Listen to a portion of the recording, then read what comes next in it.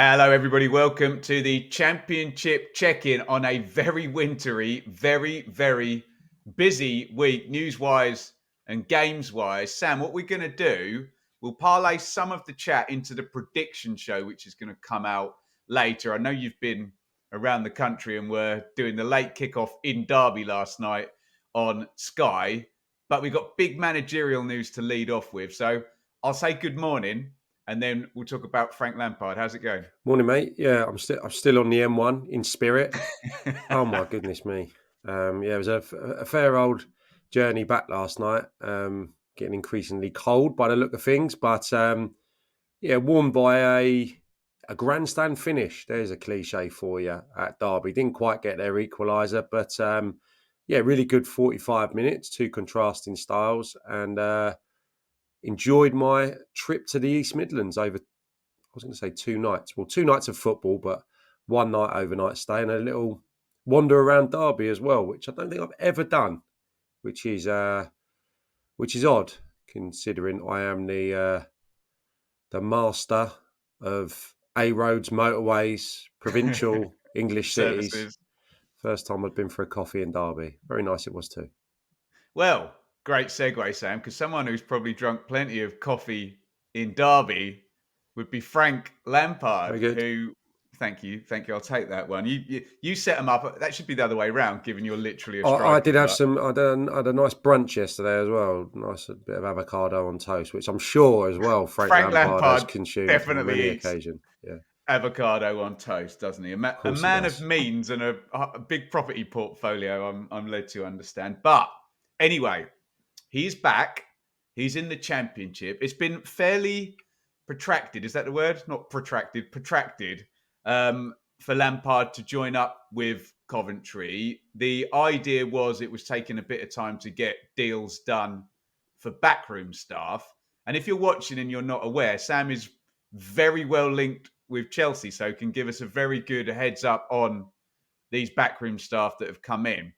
But Sam, can I just lead off with a bit of a plea to the audience and a bit of just a general point on Lampard, because I find the conversation about him just deranged, almost nonsensical some of the time. I think, Trump derangement syndrome, like they have in America with, people can't have a balanced view on the guy. They either think he's the greatest or think he's the worst.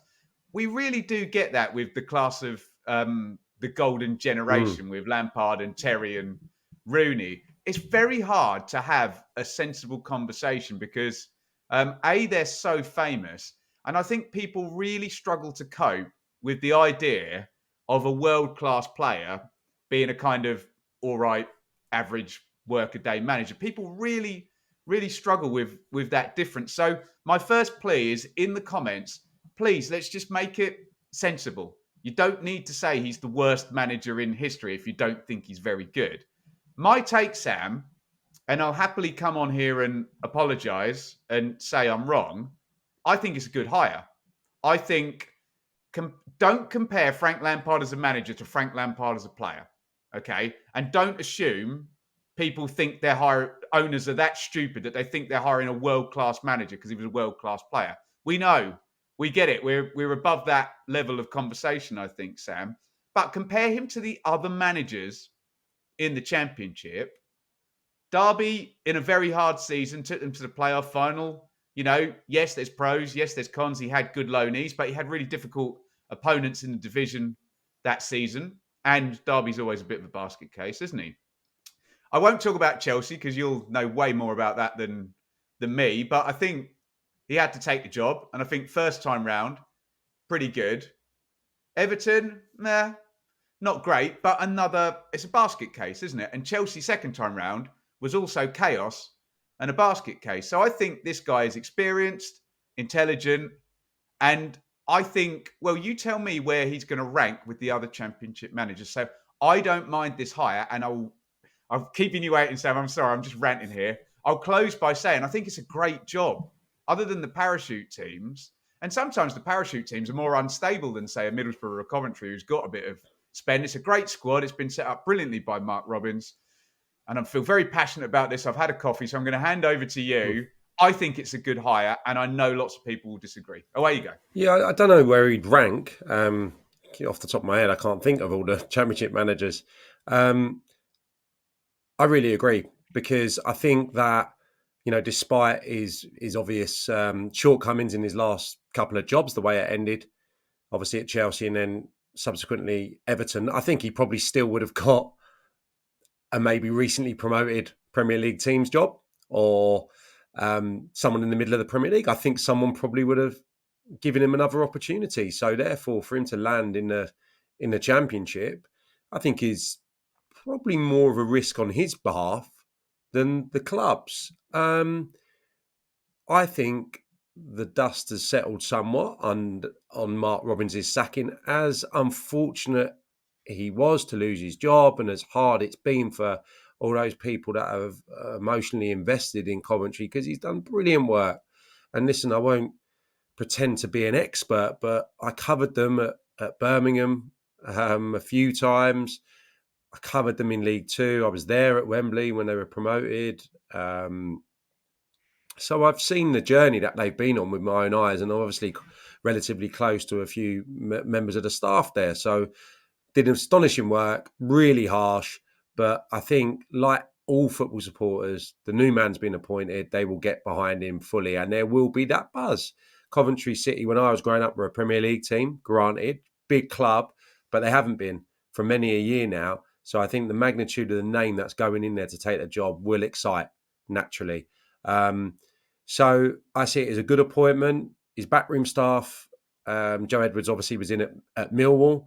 Joe is a product of the best, most successful academy of the last couple of decades. So he's going to be well versed in modern tactics and what have you. And we saw a little bit of that at Millwall in terms of wanting to have a little bit more of the ball and probably possession and what have you. I'm going to get onto what I think Frank Lampard team will look like, because I think there's a lot of question marks there. The other guy coming in, Chris Jones, actually did my B licence with him. Developed a little bit of a friendship. We've lost touch to a degree, just that's the nature of football and having young families and what have you. Brilliant guy. Get on with him famously. Top guy. He was a fitness coach originally, started getting a little bit more responsibility under various Chelsea managers in terms of taking sessions, obviously qualified up, and latterly has been working for England. So you'll have seen him on the pitch recently, involved in the warm-ups and coaching there, so on and so forth. So yeah, that's his team really, and again, two guys that have been right at the top echelons of the Premier League in their coaching roles. Lampard, I don't know what his team will look like. I suppose he'll want to play with an intensity. He'll want to move the ball quick, want to probably close from the front, all those kind of modern cliches. I think I can wheel out here with confidence that what they'll look like. But yeah, Derby obviously had Wilson, Tomori, Mount, a decent squad to inherit and work with. He's getting a good squad here. I'm not sure if it's quite maybe at that level, but it's more balanced, Sam. Whereas they had cheat codes at Derby, didn't they? Whereas I think across the squad, I would say so. Yeah, maybe, but without maybe that guarantee. The talismanic Gyökeres or Hamey, the players that they've lost. I don't know if they're replaced fully. Right now when you look at the profile of the squad, but there's some players that I'll be really excited about. But yeah, I think my general feeling is that it's a really good appointment, and it's difficult not to like Frank Lampard, despite obviously his disappointments in management so far. Carries himself really well. There's just something deep inside you because of that deep, work ethic that he's always had. From a player, made the best of his ability. Improved year on year. You have to admire the want to be a manager in English's second tier when he could, as you say, I don't know, oversee some of his properties or do a bit of TV, or he's got a really nice pub, hasn't he, somewhere in between the Kings and Fulham Road. I'm sure he's got plenty of things and a young family, plenty of things to occupy his time without the pressure of being in the dugout. So I think it's a really good appointment, and it will bring excitement, won't it? That's probably part of it for the owner. It will bring the eyes towards Coventry, which I think we're seeing with Wayne Rooney, despite their wretched away form. It's got its positives, doesn't it? I think we're about to see that on the big screen soon at Argyle, and I think that similar excitement level will be reaching the Midlands. Get involved in the comments. It's okay for you to not like this hire. That's fine. Just tell us why and keep calm, and don't assume that Doug King is in love with Frank Lampard, the football player, or the celebrity. Just quickly, the other thing is obviously young players. I think that can be incredibly impactful to have someone like that walking in. I mean, off the top of my head, I can't think of anyone really. Midfield player, been there donkey's years, Eccles. So someone like him, on the training ground all of a sudden, and not to say that Mark Robbins and Adi Vivash haven't been doing this, but Lampard puts his arm around him. Right, I need you to start running forward, getting on the edge of the box, whatever, practicing your finishing, to have someone with that work ethic and that experience that Lampard has clearly had throughout his career, working with the younger players, that can be incredibly impactful. And that certainly was at Derby and during his first spell at Chelsea. So really exciting for the young players. And I think that when I did a little bit of a dig earlier in the season, they are signing younger players, Coventry, and they have let some of the senior statesmen go over the last years. So maybe in terms of that being a nice fit, Joe with his background, Jonesy with his background, those young players should be rubbing their hands together in terms of the improvement that they can make in their game. Very, very much so. Get involved in the comments. I'll say no more. Free speech ahoy, but just be balanced, be calm, and let's not have a deranged conversation about Frank Lampard, because a lot of them very much are. Sam, where Coventry will hope to be sometime in the near, mid future, whatever you want to call it, is up at the top of the table. Listen, we're very busy this week, so we'll parlay, as I said, some of the conversation into the prediction show. And I'll do a full hot takes on Sunday, and we'll cover the whole week. So don't worry, your team will get spoken about. We'll just touch on the title race, though, Sam, because, and I'm not trying to wind up Sunderland fans here, I'm asking the question, is the title picture now shifting towards the three parachute teams that are not Sunderland, i.e. Sheffield United and Burnley and Leeds? I'm not saying it's definitely going to, but the trend is that direction at the moment. Sunderland, 2 more draws this week, 5 draws in a row, so no wins in 5. 3 of those draws have come against bottom 8 sides, but then they are 10 games undefeated. So you can weigh that up. Sheffield United, 7 wins in 10. And of course, they are the real league leaders without the points deduction. So best points per game in the league. Burnley and Leeds are on for our mythical 9-point week, Sam. 3 straight wins for both. Leeds, 6 wins in 8 and looking imperious at home. Burnley, 1 defeat in 14. Are we looking at a top 3 of Sheffield United, Leeds and Burnley, or can you see Sunderland tagging along? What's your take on the title picture? I think we may be seeing the depth of those squads being a little bit of a difference. That would be my hunch, that Sunderland have had an amazing start to the season, and I've loved watching them. I think of that heavyweight clash against Leeds a month or so ago, where they were really good for long periods, especially in that first half. I think it's such an exciting 11, but when you're missing some of your better players like they have been, obviously Miss Bellingham, I think Sirkin was missing the other day. I think 09 played at fullback. Mundell obviously has not been available, so some younger players, some fringe players have been getting an opportunity. So I think that tells the story really, that Leeds can have Solomon maybe not starting 1 week, or Nonto not starting, and their 2 best midfield players missing, and they can bring in 2 guys that get in rave reviews. I think that's probably the difference. So you'd never say never, because it's crazy. And if those guys can remain fit and they can maybe add, what would we say, another striker, certainly, some more competition in the front positions, taking into account the lack of goals maybe in the last few games, and obviously the drop points given the run of draws. That would be something that I'm sure they're looking at trying to remedy. So yeah, my gut would say that it would be difficult to see Sunderland being title challengers. I'll go that strong this morning. Automatic promotion, I'd be surprised. I would be surprised, but I'm not going to totally rule it out because I think there's been some circumstances that have gone against them. And if they can bolster in the window, I don't know if that's a reality or if that's just a cliche that people wheel out as we're getting towards the window opening.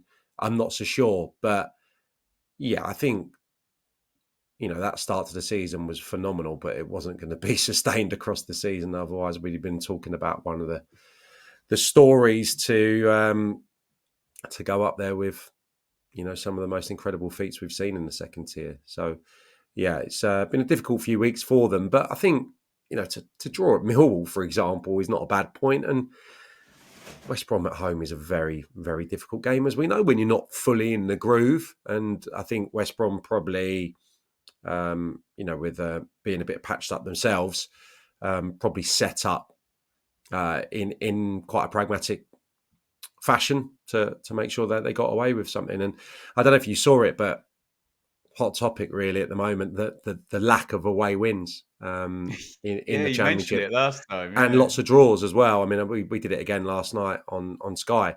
So I don't know. I don't know if it's just a peculiar quirk or the precarious nature. This is my take. The precarious nature of a manager's job in the Championship is just leading to teams to really hone in on the home games and just appreciate how difficult it is going away from home and actually playing a little bit safer on the road. The results certainly suggest that there's been a little bit of a shift in teams' approaches when they're on the road. Yeah, and if you're right about that, that'll exacerbate because it'll only be the really top teams that are going to win home and away regularly, which means we could get another Mm, gappy gap like we got last season. Just quickly on the rest of the top six, Sam. Watford doing their thing, and I've certainly turned the corner on Watford. They're mm, very much in the conversation and impressing in fifth place. And is Middlesbrough nil, Blackburn 1, the most, it's peak Middlesbrough and it's peak Championship as well. They've gone 4, 5, 6. And then, of course, they're going to throw in a home defeat to flummox it all. And does mm. that kind of dearth beneath Sunderland suggest that even if there is a regression to the mean, could probably still well be the fourth best team in the league unless Middlesbrough do come strong? Yeah, possibly. Yeah, I mean, you're not going to amass an abundance of chances against Blackburn, but it felt like they probably had enough to get something out of the game. It sounded like a bit of a wretched affair. Middlesbrough missing a whole host of midfield players, which probably echo my Sunderland point there. Although, yeah, maybe Middlesbrough got a slightly stronger squad. I wouldn't go too strong on that, but yeah, they were certainly missing players last night. So yeah, I wasn't, overly impressed with Middlesbrough at QPR, despite the resounding nature of their victory, and they've obviously followed that up with two, amazing wins. But I don't know. There's just something you can't really fully trust in Middlesbrough, and I would say the same about Watford, despite me being so impressed with them at home park. Yet they weren't able to come away with the 3 points. And again, we know how difficult it is to go down there and how difficult the Championship is, but there was just something missing. I don't know if it's game management or the ability to put two halves together, because I thought for 45 minutes against Bristol City, they were abject, really.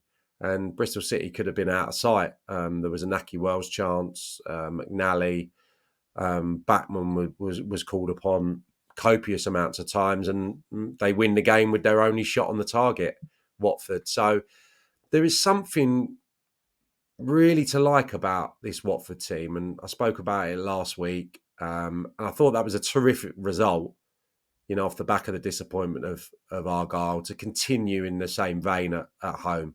They have to be taken seriously, They do. but I can't quite put my finger on why, they're not, jumping up and saying that they're here for the duration. There's just something there that I But don't Sam, that's a fully that's a trust. playoff that's a playoff team often, Yeah. isn't it? They are imperfect, aren't they? Teams that, finish sixth. Yeah. I suppose it's come a little bit out of nowhere when everyone was predicting them to struggle. I didn't have them down as, a team that was going to be down the foot, possibly facing relegation. But I suppose there was some teams that you'd be a little bit more excited about, some teams that you might have a little bit more consistency, and that could still yet happen. I haven't got the league table in front of me. I'd probably put Norwich in that category just because Yeah, they've Norwich, Coventry, Luton, Hull, yeah? Hull, yeah, I think going into the season, and then there's always that seed of doubt of Bristol City, isn't it? Is this going to be Yeah. their year where they could find some consistency? I probably would have pitched Bristol City above Watford. Certainly would have had Norwich Oh, I above did. Watford. Yeah. Coventry, yeah, probably. Given the last couple of seasons, I thought, yeah, and you would have Luton. I'm not overly surprised that Luton have had a little bit of a struggle start of this year, given that they fell out of the Premier League. But yeah, absolutely, it's been a pretty phenomenal start really for Watford, and we'll see how them and Middlesbrough go the next few weeks if they are, serious contenders, I suppose. We will move on and we're going to talk about Tim Volter out at Hull. Please do not worry. As I said, it is an insanely busy week. If you want to hear about Borja sites, and I'm sure Sam wants to talk about a Oh man, QPR away win as well. We'll do that in the prediction show. But Sam, let's just round out the main podcast here. And I hate to say, I told you so, but we've been on threat level high on Tim Volter for weeks, haven't we, on this podcast? It just hasn't been working. It's clear it hasn't been working. All the alarm bells have been ringing, and we know Mr. Ilachali acts, doesn't he? What's gone wrong? Is it just a bad fit with a kind of fairly ruthless owner? But a clear underachievement, and Hull 3 wins in 17. Tim Volter out. And by the way, Steve Cooper and Mark Robbins, a couple of very well sought after championship managers are available. But talk about Volter just to round us out here, Sam.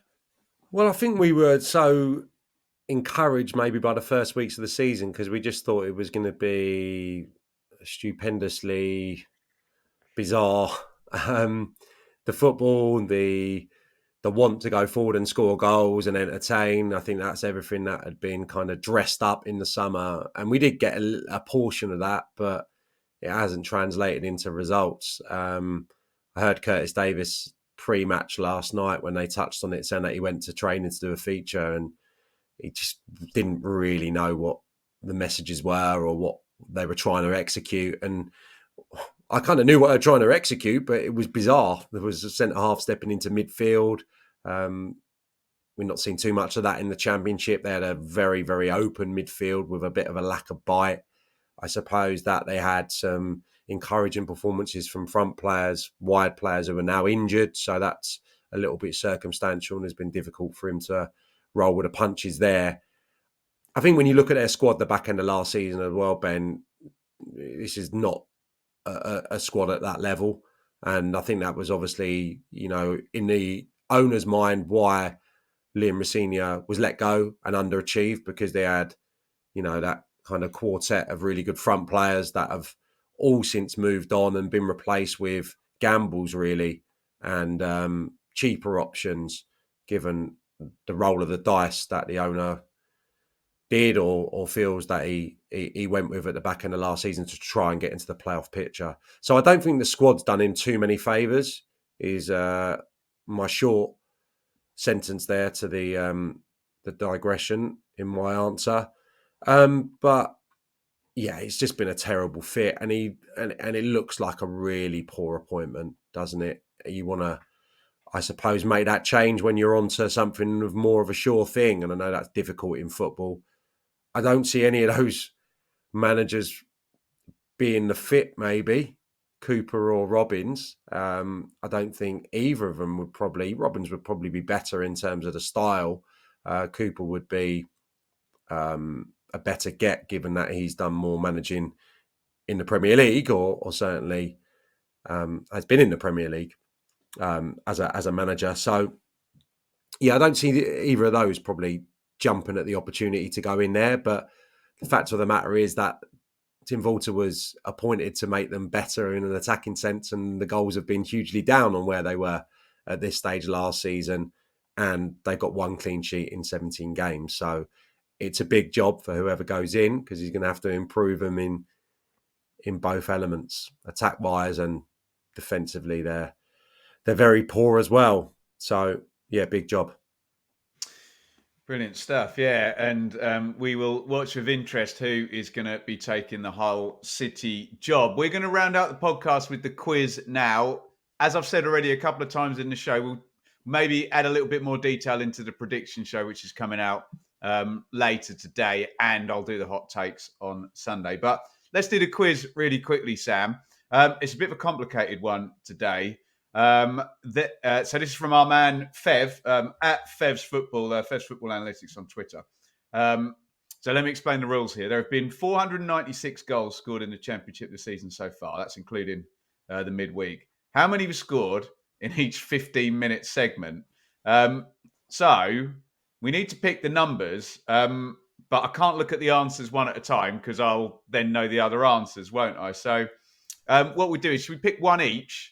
And then maybe the other person can go higher or lower and see who takes them, okay? Mate, I've had a very late night, so I'm going to have to just reread that again. Right, there have been 496 goals scored in the Championship.